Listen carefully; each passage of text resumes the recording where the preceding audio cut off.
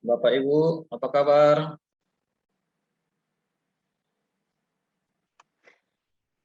Kabar baik. Bisa kita mulai ya? Oke, dipersilahkan Pak. Baik Pak Dolok, tepat sudah jam 20.00.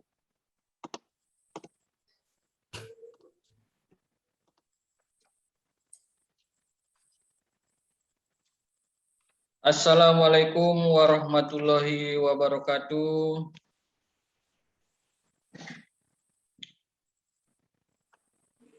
Salam sejahtera untuk kita semua.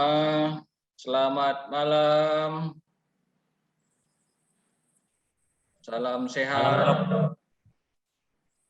Ayo kita unmute dulu rame-rame untuk di awal. Assalamualaikum warahmatullahi wabarakatuh, Bapak Ibu. Waalaikumsalam warahmatullahi wabarakatuh. Salam Pak. Waalaikumsalam. Salam sejahtera untuk kita semua. Selamat malam. Selamat malam juga. Selamat malam, Bapak. Salam sehat. Semoga kita semua dalam keadaan sehat. Alhamdulillah. Alhamdulillahirabbil alamin. Syukur alhamdulillah kita ucapkan karena masih diberikan kesehatan dan kesempatan bagi kita semua untuk menggelar cakap-cakap Saung Doka yang kelima ini. Sholawat beriring salam kepada Rasulullah Shallallahu Alaihi Wasallam. Allahumma sholli ala Sayyidina Muhammad wa ala ali Sayyidina Muhammad. Yang kita harapkan syafaat untuk acara kita ini sehingga memperoleh keberkahan bagi ilmu dan pengalaman pada cakap-cakap kita malam ini. Selamat datang kepada Bapak Ibu semua yang berkesempatan hadir di cakap-cakap kita malam ini. Namun sebelum memulai acara kita malam ini, mungkin alangkah eloknya lagi jika kita terlebih dahulu berdoa. Nah, mari kita berdoa, Bapak Ibu, sesuai agama dan kepercayaan kita masing-masing. Berdoa dimulai.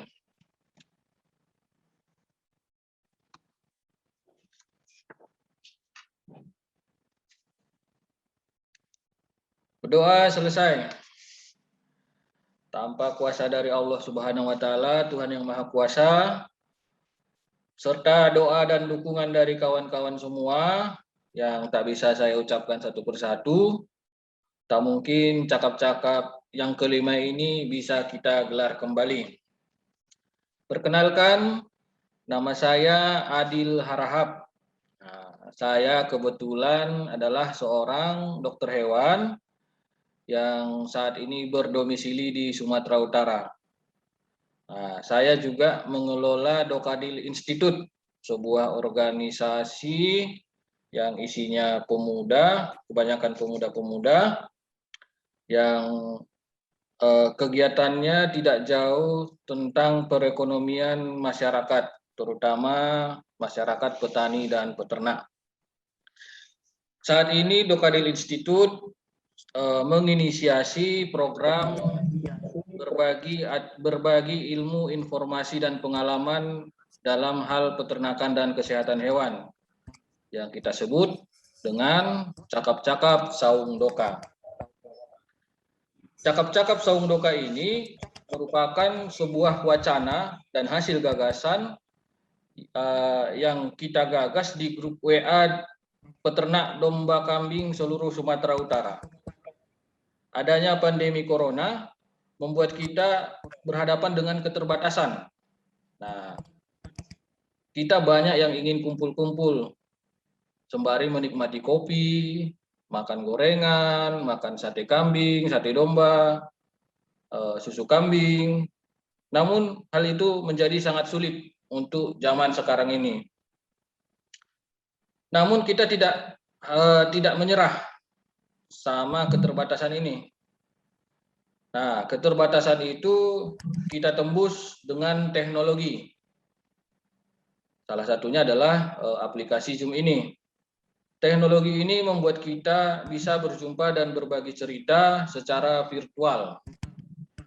Harapannya, cakap-cakap ini menjadi platform berbagi ilmu, informasi, dan pengalaman terkait peternakan dan kesehatan hewan untuk kita semua peternak maupun calon peternak di seluruh Nusantara.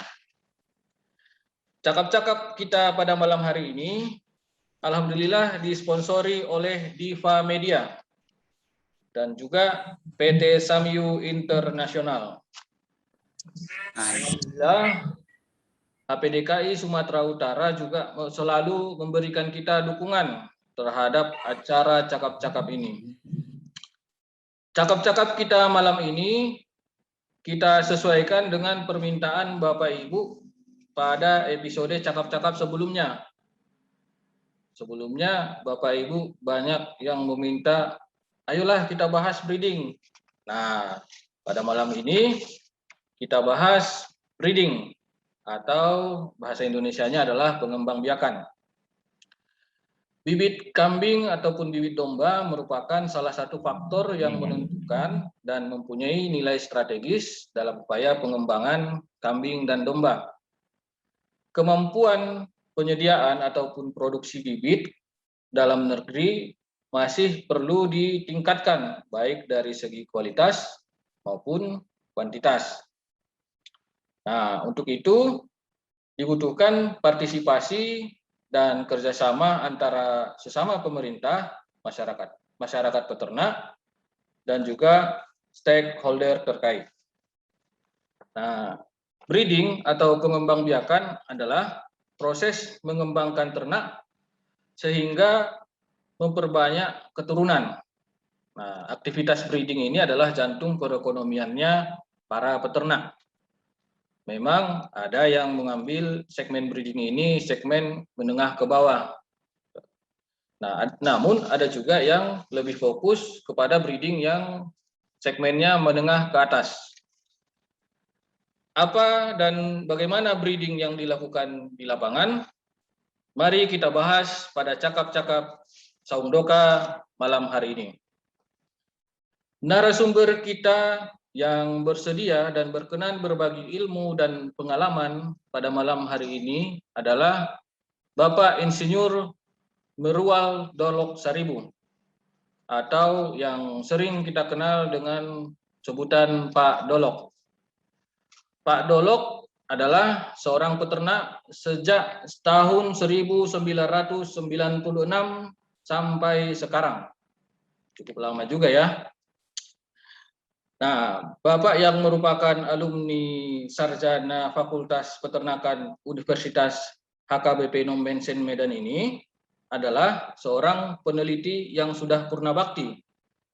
Beliau terakhir bertugas di Loka Penelitian Kambing Potong Sei Putih Kementerian Pertanian. Itu adanya di Kabupaten Deli Serdang, Provinsi Sumatera Utara. Beliau ini ikut andil dalam penyusunan dan penetapan rumpun kambing panorusan Samosir. Nah, selain itu juga ikut andil juga di penetapan rumpun kerbau perah sumut atau yang kita kenal dengan kerbau murah. Nah, saat ini beliau juga ikut andil dalam penetapan rumpun domba Delser yang sekarang ini masih dalam pengusulan. Tak berlama-lama lagi, ini dia Pak Dolok. Selamat malam Pak Dolok.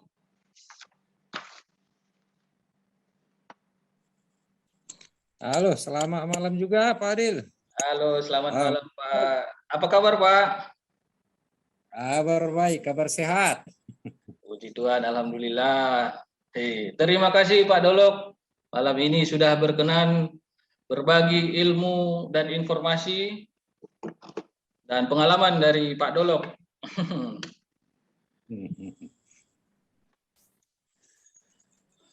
Gimana Pak Dolok?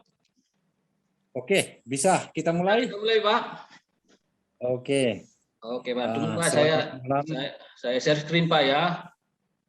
Oke. Oke, Pak.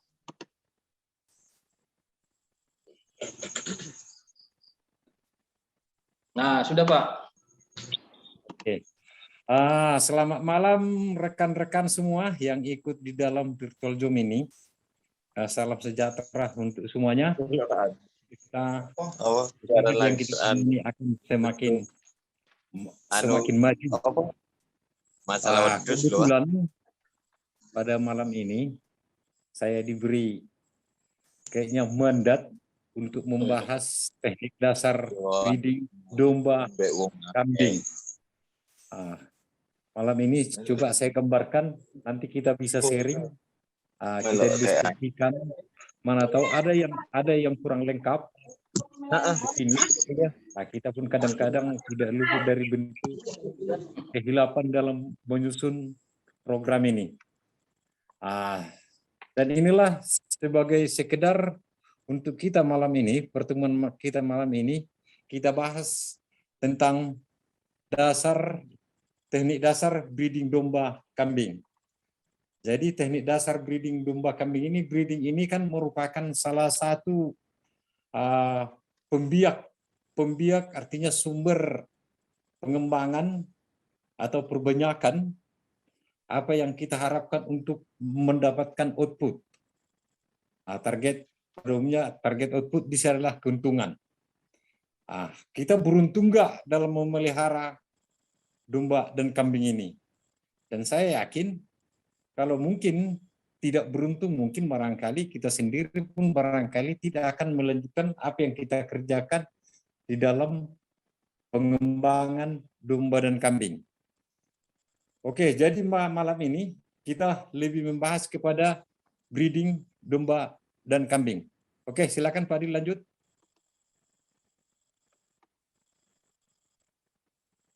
Domba dan kambing ini sering disebut dengan ruminansia kecil. Yang disebut domba dan kambing. Sebenarnya ruminansia kecil ini masih banyak lagi, ada yang disebut dengan marmut, dengan kelinci. Itulah yang disebut dengan ruminansia kecil, small rumina. Kemudian lanjut, kita bahas satu persatu. Domba, ini kita bahas tentang domba.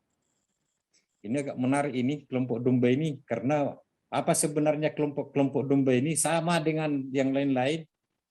Banyak itu, kalau domba ini yang jelas dibentuk oleh dua kelompok.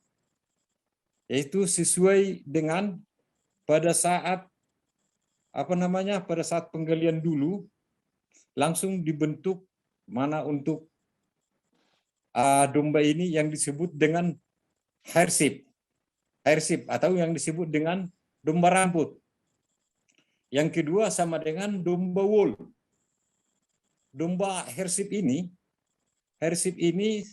umumnya, dan ini disebut secara umum yang berlaku adalah domba rambut atau domba pedaging.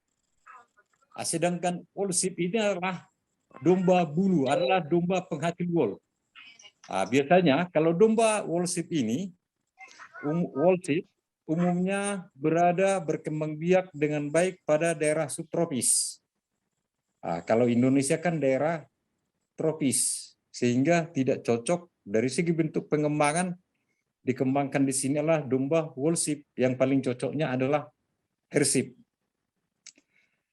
Kemudian kalau kita beranjak kepada jenis-jenis rumpun apa sebenarnya yang ada di hairship ini.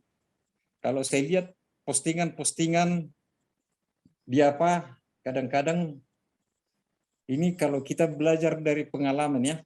Kalau kita belajar dulu waktu kita masa sekolah, mulai dari Sinakma, ini sebenarnya di dalam mata pelajaran peternakan umum. Ini dalam mata pelajaran peternakan umum ini, yaitu di kelompok sama seperti kerbau. Kerbau itu ada dua kelompok, kerbau perah dengan kerbau pedaging. Yang disebut dengan kerbau perah itu sama dengan kerbau sungai. Kerbau pedaging itu sama dengan kerbau lumpur. Itulah artinya yang dibentuk dengan dua kelompok. Kalau di domba Hershey ini, kalau yang di domba Hershey ini adalah jenis-jenis rumpunnya ini banyak. Artinya inilah yang ada saat ini, yang ada di Sumatera Utara. Yang ada misalnya di Sumatera Utara, jangankan di Sumatera Utara, mungkin ini yang ada di Indonesia. Secara penemuan, secara penetapan rumpun atau sebutan nama rumpun, yaitu adalah lokal Sumatera. Ini sesuai dengan mandat Kementerian Pertanian yang sudah ada penetapan rumpun. Lokal Sumatera atau yang sering disebut domba ekor tipis. Kemudian yang kedua sama dengan domba Garut. Kenapa domba Garut ini dikelompokkan kepada Hershey? Karena domba Garut ini sebenarnya ini hasil persilangan ya, hasil persilangan yang dilaksanakan dari tahun 1917 ini ya, oleh masa penjajahan Belanda, yang disilangkan dari 3 rumpun. Apa itu yang dari 3 rumpun itu? Sama dengan Kapstad. Kapstad yang berada di daerah pegunungan yang sumbernya dulu dari pegunungan Afrika. Ini modelnya bertanduk dan tipenya tidak begitu besar. Umumnya ini adalah paling ganas belaga. Kemudian disilangkan dengan domba ekor gemuk dan domba merino. Makanya kalau dari segi bentuk pencirian domba Garut ini bulunya agak tebal karena itu diturunkan dari merinonya. Kemudian kalau pangkal ekor domba Garut ini agak besar, membentuk segitiga. Itu karena diturunkan daripada domba ekor gemuk. Kemudian tanduk.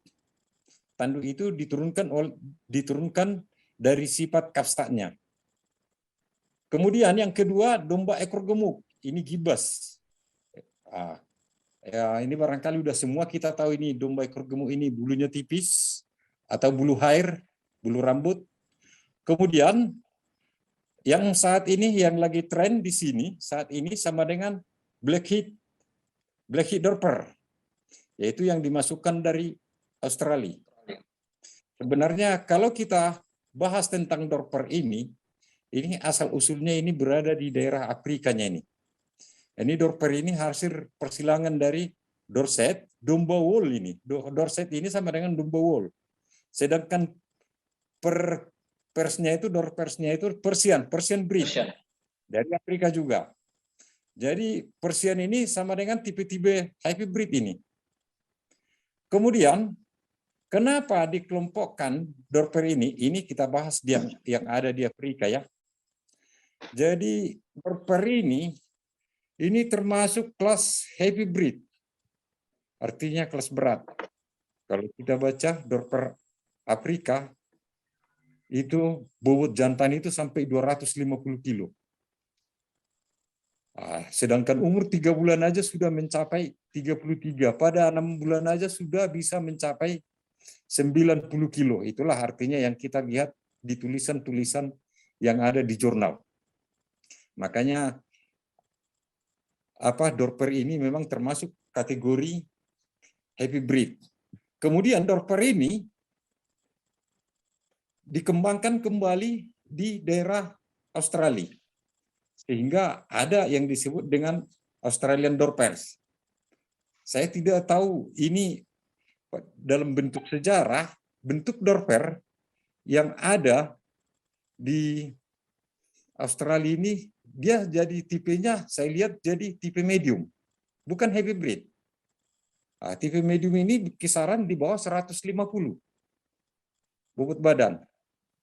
Itulah yang saya lihat. Saya nggak tahu kenapa Dorper Australia itu tidak bisa menyerupai dengan African Dorper. Itulah bentuknya. Kemudian ada saat ini yang lagi booming saya lihat di Sumatera Utara ini ada Barbados Black Belly. Barbados Black Belly ini memang ini kalau asal rumpunnya ini dari Amerika Latin, Kepulauan Karibian. Kemudian ada yang disebut domba waringin ini masih dalam bentuk tanda merah ini ya.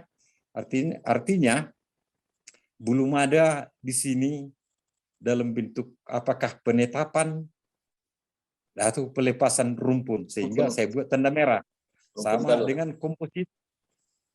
komposit seputi, atau saat ini yang lagi dalam tahap usulan sama dengan Delser.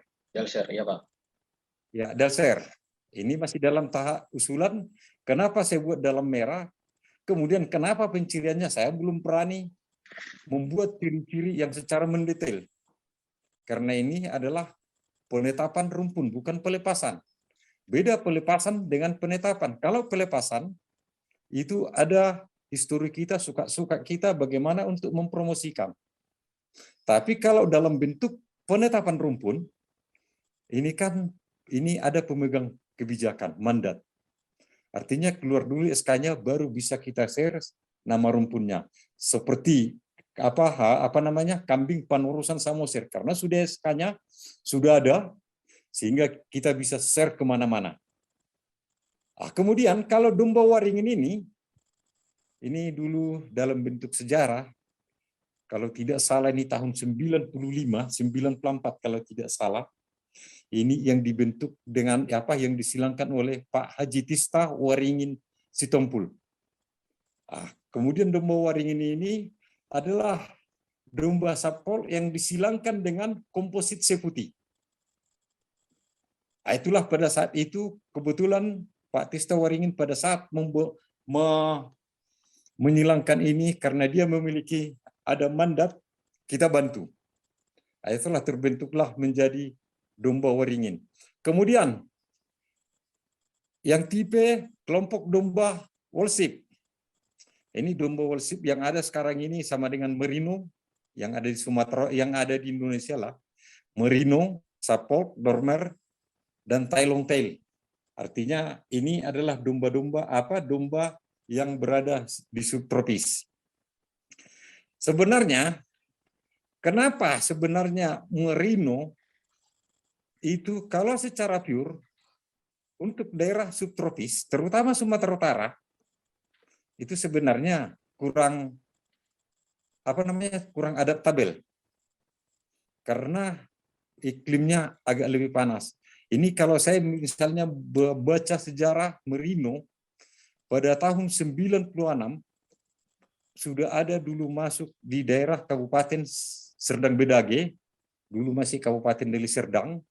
Itu di daerah sekarang ini sama dengan Serdang Bedage, itu ada dulu dimasukkan Merino.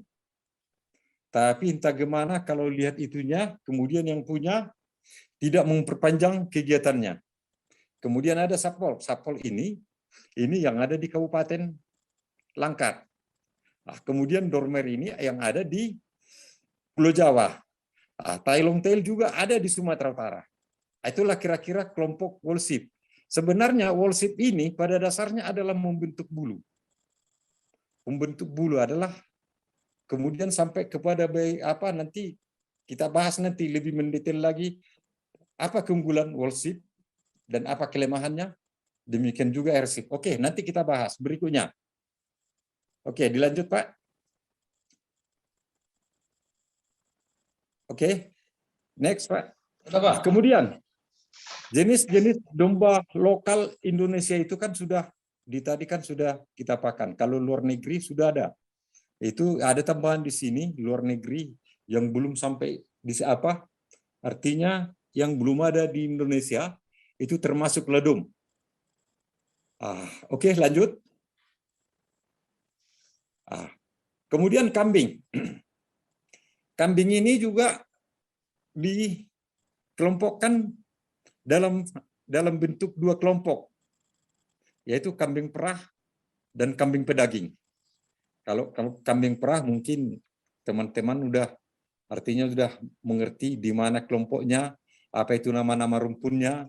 Demikian juga kambing-kambing pedaging pada saat ini yang lagi booming sekarang ini sama dengan Burka Galaxy.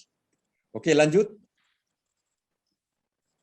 Oke, jenis-jenis kambing lokal Indonesia yang resmi yang resmi sudah ada penetapan nama rumpun. Ini lokal Indonesia, ada kambing kacang, kemudian ada kambing PE. Kambing PE ini ada ini di mana-mana pun sudah ada. Kemudian ada kambing Costa. Kambing Costa ini adanya di Sulawesi Selatan. Kemudian Panurusan Samosir. Ini berada di Kabupaten Samosir, Sumatera Utara. Kemudian Senduro yang ada di Jawa Timur. Kemudian Burka Galaksi, lokasi pembentukannya berada di Loka Penelitian Kambing Potong Seputi. Oke, dan lain sebagainya. Kemudian kalau jenis-jenis kambing luar negeri, ini banyak ini, Bur, Sanen, Jamnapari, Angora, Kashmir. Oke, ini barangkali kita udah paham lah ini. Oke, dilanjut. Oke, ini sekilas mengenai domba komposit Seputi. Kenapa ini? Karena ini kan masih dalam tahap pengusulan. Soal nama, soal apa namanya, morfometriknya, morfologi dan penciriannya tunggu keluar dulu SK Kementerian dalam bentuk penetapan, baru kita upload. Komposit Seputi ini dibangun dari persilangan domba, seluruhnya adalah domba Hershey, bukan domba Wolsip, yaitu Santa Croix, kemudian Barbados Black Belly, dan lokal Sumatera atau domba ekor tipis. Ini sesuai dengan diagram ini. Santa Croix kita silangkan dengan Sumatera, kemudian kita amati di sini uji performa. Kemudian Barbados dengan lokal Sumatera. Ini Barbados lokal Sumatera, Barbados Black Belly dengan lokal Sumatera. Ini kita kawinkan dulu, bukan bukan ternaknya. Kita mendatangkan straw dari Amerika. Ini pada saat waktu melaksanakan perkawinan ini kita laksanakan dengan IB, dengan melalui transuteri. Namanya transuteri dengan menggunakan alat laparoskopi. Ini pembedahan seperti gambar di bawahnya. Itulah kita laksanakan dalam bentuk IB-nya. Dan IB laparoskopi transuteri, tingkat keberhasilan kebuntingan bisa mencapai 90%. Makanya kenapa 90%? Karena semua yang mau kita kerjakan memang benar-benar semua ada uji spermanya, straw yang kita laksanakan, dan kemudian juga saat yang tepat untuk dikawinkan. Itulah kira-kira pada saat dulu pembentukan Barbados Black Belly. Kemudian setelah kita dapat, di sini ada sebenarnya teori seleksi yang mengarah kepada dalam trennya baru, unik, seragam. Kita ambil di Santa Croix dengan lokal Sumatera di sini yang baru, unik dan seragam. Demikian juga di Barbados Black Belly. Kita silangkan. Kemudian hasilnya tetap kita laksanakan seleksi. Kita laksanakan seleksi. Dari persilangan ini muncul sifat fenotipik yang muncul ada 4 sifat. Tapi yang kita gunakan untuk komposit Sungai Putih adalah kita usahakan dominan yang putih. Kemudian, kenapa tidak kita arahkan kepada Barbados Black Belly? Ada kelemahannya. Kalau kita arahkan kepada Barbados Black Belly, memang ini pada saat pengamatan dulu, yang memiliki sifat Kiara Barbados Black Belly, ini penampilan produksi jauh lebih rendah dibanding dengan yang putih, yang dominan putih. Jadi sifat yang kita ambil di sini adalah yang memiliki sifat putih dan bulu tipis. Kemudian kalau ditinjau lebih mendalam, yang mengarah kepada Barbados Black Belly, ada kecurigaan kita yang mengarah ke Barbados Black Belly ini ada kecurigaan kita dari hasil pengamatan secara fenotipik, domba lokal kita itu domba lokal asli, domba ekor tipis.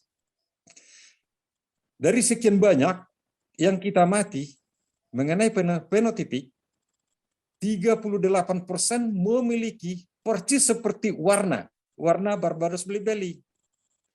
Dia memiliki buzzer face dengan pola Black Belly, perut hitam. Makanya kita tidak pakai. Kemudian yang kenapa itu kita lupakan?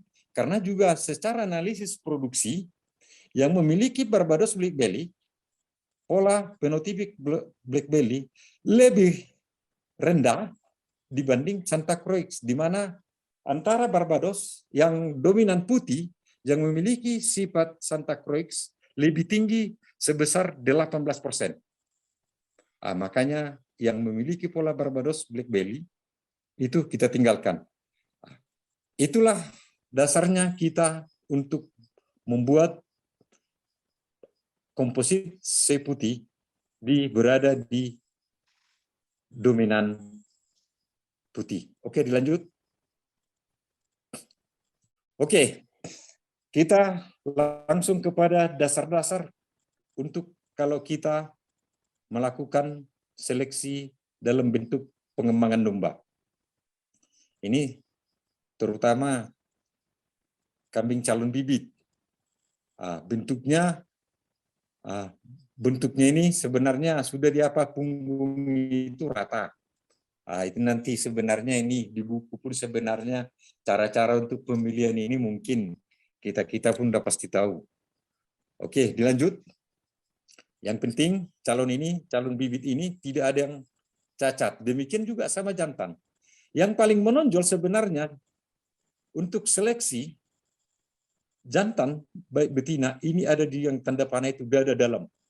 Artinya lebih menonjol keluar ketimbang lebih pendek. Itulah sebenarnya. Kemudian kalau dari bentuk tumit atau kuku, kalau bisa dicarilah calon bibit itu adalah berdiri tegak.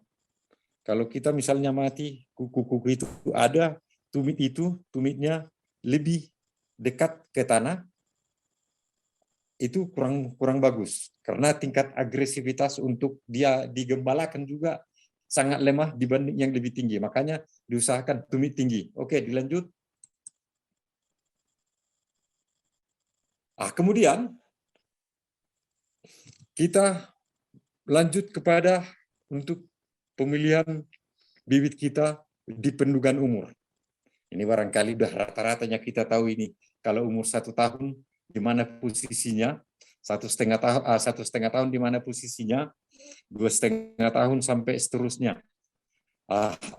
Itu biasanya kan itu diperlihatkan melalui gigi seri. Artinya gigi susu, belum ada gigi yang permanen. Kalau kalau masih posisi gigi susu, belum ada gigi permanen, berarti umurnya masih di bawah 1,5 tahun. Itu domba itu domba. Kalau kambing umumnya di umur 1,5 tahun itu sudah berganti, sudah poel. Berarti gambarnya udah masuk di situ. Itu yang membedakan antara domba dengan kambing. Kenapa? Kambing itu lebih cepat giginya poel. Itu mungkin barangkali dari segi bentuk tingkah laku, umumnya kan memanjat, kemudian lebih senang, lebih menyukai adalah tanaman-tanaman yang berbatang, berdaun. Seperti batang ubi. Kalau domba, dia lebih menyenangi adalah rumput-rumputan. Seperti itulah yang membedakan, makanya gigi kambing ini lebih cepat poelnya. Secara ininya ya, karena itu adalah pemakan umumnya daun-daunan yang memiliki batang keras. Oke, barangkali dari sini sampai 1,5 tahun ke 2 tahun, hanya untuk antara kambing dan domba itu ada di kisaran 0,5 tahun, 6 bulan selisihnya. Oke, dilanjut. Oke, dilanjut. Kemudian di sini kadang-kadang kita yang sering teledor. mengenai waktu untuk mengawinkan ternak. Ini siklus berahi. Kalau kambing biasanya kalau domba 17 hari. Kalau kambing ini lebih lama sedikit. Ini sampai 19 hari. Itu sesuai dengan apa yang kita mati. Kemudian waktu yang tepat dikawinkan ini setelah pada saat gejala berahi itu berada pada 12 sampai 18 jam. Setelah itu gejala berahi hilang. Kemudian bagaimana untuk mengawinkannya? Itu campurkan jantan dengan betina. Kemudian hindari perkawinan sedara. Oke, dilanjut. Oke, dilanjut. Kemudian menghindari kawin sedara. Ini yang paling sama seperti domba Delser. Kalau sempat terjadi di domba Delser yang kita mati ya, kalau kawin sedara, kemudian dia dapat menurunkan produktivitas sebesar 0,3% per generasi. Artinya, kalau misalnya segala bentuk penampilan 3% dapat menurunkan produktivitas sebesar 3%, bukan 0,3. Dan apabila terulang lagi akan menjadi kelipatannya. Makanya sekarang ini saya lihat domba-domba Delser kita yang ada, domba komposit kita ini banyak yang muncul bulunya jadi tebal-tebal. Itu dasarnya apa? Karena domba lokal kita, domba komposit Sungai Putih kita ini adalah dibangun 50% dari domba lokalnya, 25 Santa Croix dan 25 Barbados Black-Belly-nya. Sehingga akan lebih cepat kecenderungannya memunculkan sifat lokalnya. Itu makanya kalau bisa dihindari yang kawin sedara.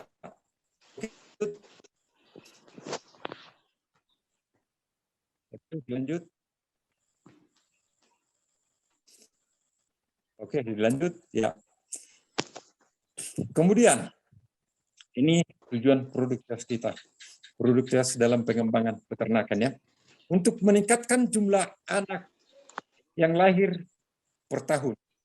Ini dihitung berdasarkan rata-rata jumlah anak sekelahiran di 365 hari per selang beranak. Itulah yang dinamakan jumlah anak per kelahiran per tahun. Kemudian bagaimana untuk meningkatkan nilai ini? Ada 3 yang harus kita penuhi. Yaitu salah satu yaitu memperpendek selang beranak. Kemudian yang kedua meningkatkan jumlah anak yang lahir sekelahiran. Yang ketiga menekan jumlah laju kematian anak. Di sini keseluruhan sebenarnya yang berperan di sini yang mendukung yang 3 ini adalah manajemen kita, bukan genetik. Genetik itu umumnya produktivitas itu dihitung berdasarkan pengaruh lingkungan 60, kalau tidak salah ya, lingkungan 70 ya. Kemudian 30% pengaruh genetik. Tapi genetik itu kalau tidak betul-betul diikuti dengan manajemen, genetik itu juga sangat jelek. Makanya bagaimana cara untuk memperpendek selang beranak? Ini persislah sama seperti makalah Pak Hengki Ginting minggu yang lalu, yaitu termasuklah di situ sudah ada istilah flashing, memberikan pakan yang baik untuk induk. Kenapa diberikan pakan yang baik? Karena pakan itu adalah sangat memacu, sangat berguna di situ adalah proses penyembuhan asupan gizi untuk memperbaiki daripada jaringan sel yang rusak.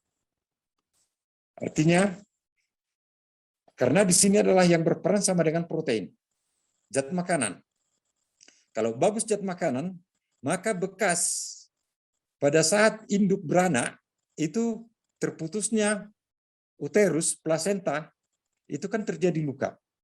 Tapi untuk memperbaiki proses ini diperlukan makanan yang bagus. zat makanan. Sehingga kalau itu sudah normal, maka selang beranak akan bisa lebih pendek. Kalau misalnya kalau seperti domba, bisa kita usahakan kalau bagus makanan, setiap 6 bulan pasti bisa beranak. Kemudian meningkatkan jumlah anak lahir sekelahiran. Ini sudah pernah dulu kita bahas ini di grup. Meningkatkan jumlah anak ini termasuk yang disampaikan oleh Pak Hengki Ginting kemarin minggu yang lalu di cakap-cakap kita mengenai nutrisi adalah perbaiki makanan untuk meningkatkan jumlah anak yang lahir. Termasuk meningkatkan jumlah anak lahir di sini salah satunya seleksi. Ini ada teori yang menyatakan apakah dengan seleksi pejantan kita gunakan bisa meningkatkan jumlah anak sekelahiran. Mana yang yang lebih condong? Apakah dari induk? Apakah dari pejantan? Kalau secara teori, dalam buku dan juga pelaksanaan di lapangan, untuk meningkatkan jumlah anak lahir persekelahiran itu, umumnya dibangun dari sifat induk. Jadi morfometrik induk itulah yang menentukan jumlah anak yang lahir. Kalau morfometri itu bagus, artinya ada yang bilang pakai skor kondisi tubuh. Nah, kalau secara morfometrik adalah diukur berdasarkan dari besarnya rongga pelvis. Nah, itulah makanya sifat yang lebih condong kalau kita meningkatkan jumlah anak yang lahir itu umumnya lebih dominan diturunkan dari sifat induk, bukan dari sifat jantan. Nah, itu dia. Kenapa dari sifat induk adalah sangat berhubungan terhadap jumlah ovum yang dihasilkan oleh indung telur. Nah, itu dia. Kalau sperma kan sekali kawin aja sudah menghasilkan sperma sudah ribuan. Nah, itulah kira-kira bentuk meningkat jumlah anak yang lahir persekelahiran. Kemudian menekan jumlah laju kematian. Ini sama juga hubungannya terhadap seleksi, termasuk di sini seleksi daripada induk. Seleksi induk bagus apa tidak? Terutama kalau sudah induk yang anak yang kedua dan seterusnya, itu sudah lebih gampang kita menilai. Kalau anak pertama biasanya belum dapat kita untuk melihat apakah bagus apa tidak. Umumnya bisa kita menilai induk kita itu bagus apa tidak setelah pada induk melahirkan yang kedua. Oke, dilanjut. Oke, dilanjut, Pak. Ya, Pak. Oke. Kemudian kalau kita kembangkan kambing domba kita, ini di dalam pembibitan, breeding, pemuliaan, ini harus kita tentukan dulu arah dan tujuan budidaya pengembangan kita. Apakah pembibitan? Kalau kita mau pakai pejantan, harus dilakukan dengan progenites. Tapi inilah uji lab ini sebenarnya instansi lah sebenarnya yang memiliki kompeten lah sebenarnya, wewenang lah yang melakukan kalau melaksanakan progenites. Demikian juga betina harus melaksanakan uji juriat. Nah, itu dalam teori. Artinya untuk tesis-tesis bolehlah. Nah, itulah untuk meningkatkan. Makanya kacamata kita pun sebenarnya, kalau kita sudah berpengalaman, kalau kita lihat induk itu bagus apa tidak, pasti akan kita pertahankan menjadi indukan. Nah, itulah sebenarnya di sini. Makanya hukum alam sebenarnya di kita sendiri bahwa ini progenites dengan uji juriat itu sebenarnya tanpa kita sadari itu sudah kita kerjakan. Oke, dilanjut. Nah, kemudian kalau kita misalnya mau untuk mengembangkannya, kita harus pelajari dulu asal-usul ternaknya. Asal-usul ternaknya di mana? Sumber bibit yang dipakai dari bagaimana? Bagaimana terhadap seleksi? Kemudian bagaimana keragaman morfologi tubuh yang diturunkan? Ini yang sebut tadi di domba komposit Sungai Putih itu memang artinya di sini sudah kita kerjakan. Oke, artinya sudah kita paparkan tadi sebelumnya. Oke, lanjut. Oke. Kalau strategi pemuliabiakan ternak.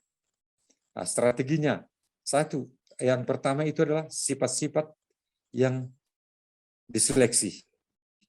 Nah, sifat-sifat yang diseleksi termasuklah morfologi tubuh ternak, morfometrik atau ukuran satuan ternak. Layak enggak jadi bibit. Nah, itulah apalagi kita sudah memiliki pembibitan di kita, breeding sudah ada di tempat kita breeding. Nah, sifat-sifat ini sebenarnya kita harus secara kacamata sudah harus kita kerjakan ini. Kemudian harus sebelum kita melakukan pengembangannya di dalam bentuk pembibitan. Kalau kita misalnya buka usaha yang baru, harus kita siapkan dulu ketersediaan sarana dan prasarana untuk mendukung pengembangan. Apa itu? Yang pertama, kalau tujuan kita sama dengan untuk beternak yang banyak. Pertama, harus kita siapkan dulu makannya. Kalau kambing dan domba, pertama harus kita siapkan dulu rumput, hijauan. Jadi kita jangan terfokus dulu kepada kalau kita dalam bentuk skala besar, jangan kita terfokus kepada misalnya seperti Sumatera Utara kan daerah perkebunan. Cukup hanya dikembangkan, digembalakan di lahan perkebunan. Ini oke, mungkin bisa-bisa saja. Tapi kalau kita kerjakan modelnya seperti itu, pasti lebih banyak yang kendala. Makanya harus kita siapkan dulu. Yang pertama adalah siapkan dulu rumput. Kemudian yang kedua, kita siapkan kandang. Nah, kalau sudah rumput, sudah tersedia, kandang sudah siap, baru kita masukkan bibit yang mau kita kembangkan. Kemudian, setelah ini berjalan, kita harus melakukan identifikasi atau recording. Kemudian kemudian pelaksanaan di dalam program pemulihan. Ini sama dengan program pemulihan ini sama dengan seleksi. Artinya harus kita tahu yang bagus apa tidak. Kalau misalnya kita pengadaan bibit yang banyak, belum tentu yang kita dapat itu langsung bagus semua. Apalagi seleksi yang harus dilakukan setelah pada anak yang kedua, kita harus bongkar induk. Artinya sudah tahu kita kalau jelek, jangan. Kalau sudah 2 kali beranak, induknya jelek, kita keluarkan. Itulah strategi pemuliabiakan ternak. Oke, dilanjut. Sifat-sifat yang diseleksi. Itu termasuk sudah tadi tujuan seleksi produksi dari pemelihara.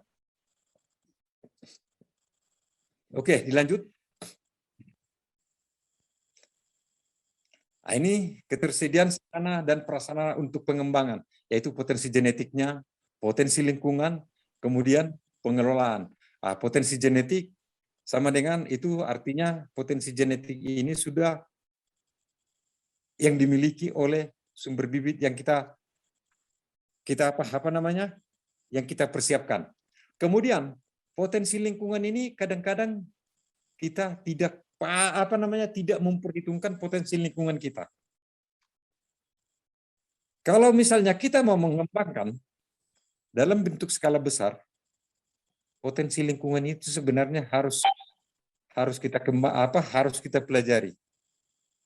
Artinya potensi lingkungan kita kembangkan di situ lengkap dengan sapronaknya, dekat dengan sapronak, lengkap dengan sumber hijauan, lengkap dengan sumber air minum. Janganlah pula kita bangun di atas pegunungan, susah untuk mencari air minum. Itu artinya itulah yang disebut potensi lingkungan.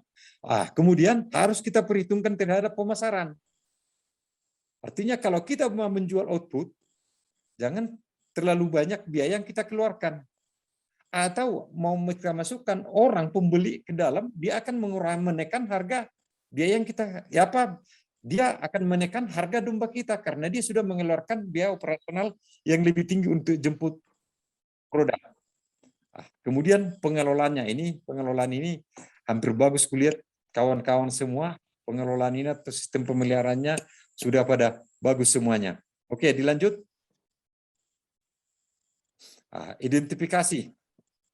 Ini identifikasi atau recording ini sebenarnya di depan juga sudah, artinya kan sudah kita paparkan juga, udah menyangkut di sini, dan ini mungkin sudah paham. Oke, dilanjut. Nah, ini contoh identifikasi domba, apakah dalam bentuk tato atau dengan kalung, atau pakai eartag, banyak model-model. Oke, dilanjut. Pelaksanaan program pemulihan, yaitu yang seleksi berdasarkan catatan keragaan. Kemudian pejantan strip betina yang terbaik harus pada pusat pembibitan.